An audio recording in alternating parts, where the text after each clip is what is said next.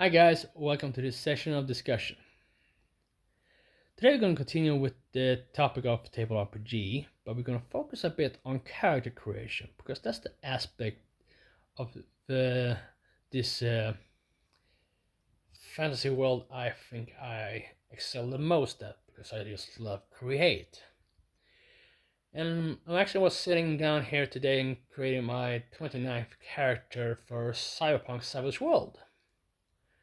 I thought to myself, maybe I should make this video instead of a discussion, just like tips of how you can start out your creative process and making characters.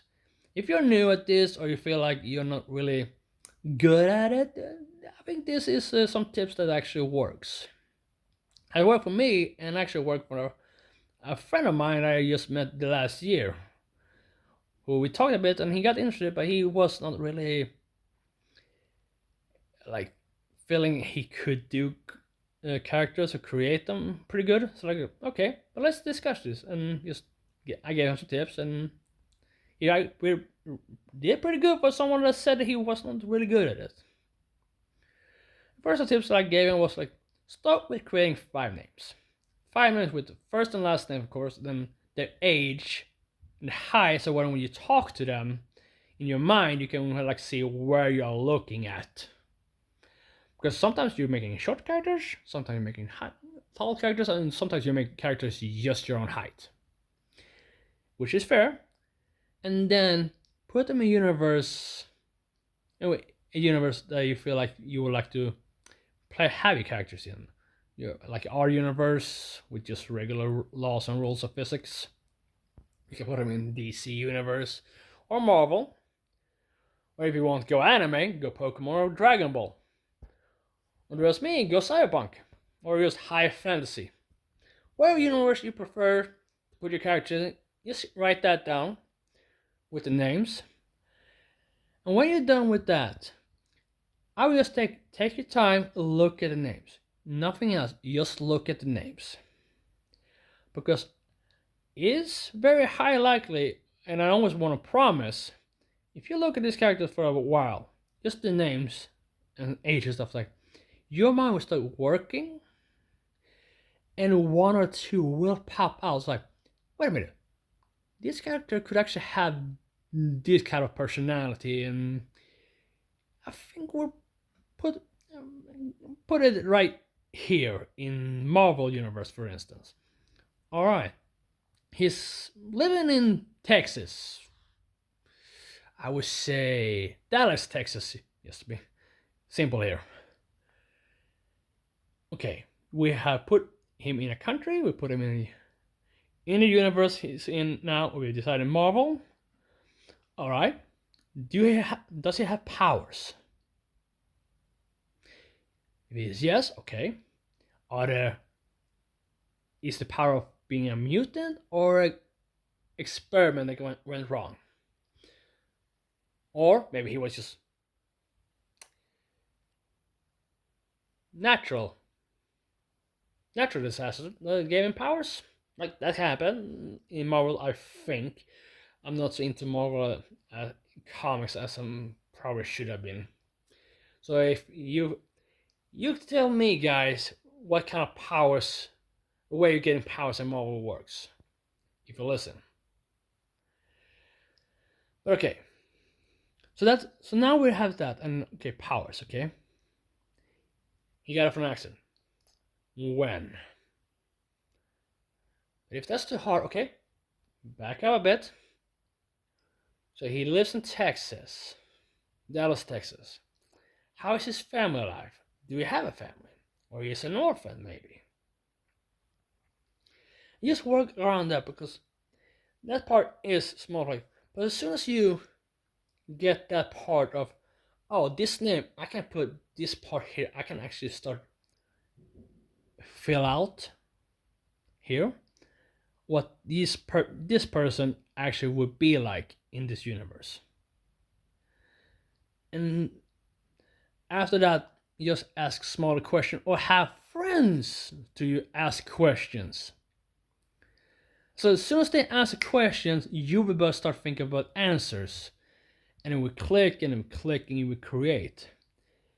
And when as soon as one or two are starting to flow, that's almost guaranteed, like the other one we just follow. And do this every few months or so, and your creative process will start to maybe. And after that, when you get into it a bit, maybe you don't need so much of stuff. Like you need like, oh, I got this idea. Let's do it. Versus like my 29 character I'm making right now is an elf in cyberpunk named Laura Vex. An homage to Laura Bailey from Critical Role. And guys, you need to follow Critical Role if you want to really get into D&D and stuff, because they're really good. And Laura Bailey is actually a 19-year-old elf fanboy who is just getting into the jump bike racing circuit. She's just become a professional and starting out. And I made her having augments, like cybernetics, of wireless reflex, so she get a +1 to parry and -1 to get hit by range attacks, for instance. And I actually made her, I made her actually in a hybrid, but it's a humanoid hybrid.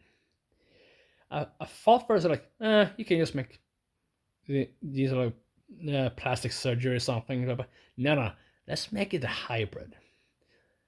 The meaning is I have one less edge I can give her, but that makes hybrids a bit cool and actually extra fun to play, and not just regular human. You can make a human with just plastic surgery for ears if you want to, but I went with hybrid. And the point here, right, I just got this idea in my head because I'm watching campaign 1 for Critical Role, Oxman-Oc right now, and the name just clicked. For me. Okay, now we have that. Do I make a human or a hybrid? I want her hybrid. Alright. What's the template here? Because normally when you do hybrids in Cyberpunk, in the Savage World, you usually have animal DNA splashed into this. But I think like, I cannot see any reason not to have some scientist nerd in Cyberpunk for it. No. I want to make the fantasy races real and find a way to mess with the genes and biology of humans to create like elf, orcs, ogres, and goblins and stuff like that. So I created 2 templates. One template for the more skinny, actually 3 templates. Now I just figured out right now. I'm creating 3 templates. One for the more human-sized, agile fantasy races. Then we have the strong, like, and I would say like there would be elf. I think there's someone else. Like I can't come up with something now, but hey, if you find anything else, please let me know in the comments. And we have strong humanoid template, which is orcs, ogres, and trolls. Which I mean, yep, they're getting a D6 in strength and size 1. But also like they're gonna take 2 points of the 5 points you start with to get smart die up a notch. During character creation at least. In agile, well, they need to have 2 points to get the strength up, but they start with agility D6 and get the low light vision and keen sense of hearing. So like when they listen, they can actually roll a notice with a +2. Yeah, I'm getting a bit cut away here. I'm really tired and I'm so excited. And I just remember I needed to do this video. But to go back to the point, if you're new at this and feel like you need to start, like want to have some tips to start creating characters, you start with writing down 5 names with age, height, and which universe you want them to be in. And just look at them until something in your mind stirs. This tip may not be for all of you, but for some of you it will work. And if it do, I'm very happy for you guys. And if it does not, let me know in the comments on this video, and I will try to figure out something else, because I have always liked table RPG and fantasy and creating characters, so I want to help people be better at it. I'm still learning, very much so. I'm listening to Brennan Lee Mulligan, Matthew Mercer, I think it's David Duke, or Duke. Sorry, the one-shot quester. I think it's Duke. If not, my bad. So I'm still learning, and I'm always gonna be learning, because you never stop learning about this. So I hope my little tips and my ranting helped you a bit. If not, well, at least you see this fool making a fool of himself in a video, try to help. But if you say, if it helped, hit a like, subscribe, and says thank, and said it helped. If not, ask me for better advice if I can, because I will try. And if you have any more questions about table RPG that I can answer, I will try in future videos. But for now, I think I will cut off here before I'm making myself even look more like a fool. And I'll see you on Sunday's video for my top 5 PokeTubers. See you then.